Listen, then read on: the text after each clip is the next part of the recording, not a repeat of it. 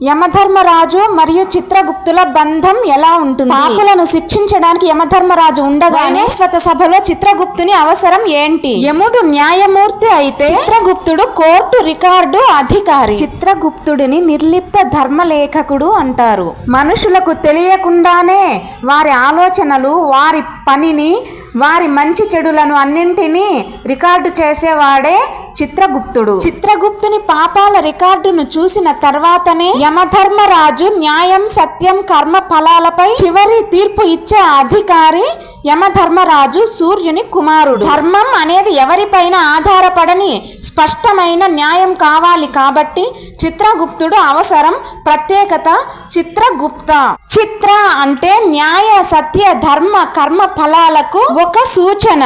గుప్త అంటే రహస్యంగా పాపాలను రికార్డు చేయడం. అందుకే ఆయనను చిత్రగుప్త అని పిలుస్తారు.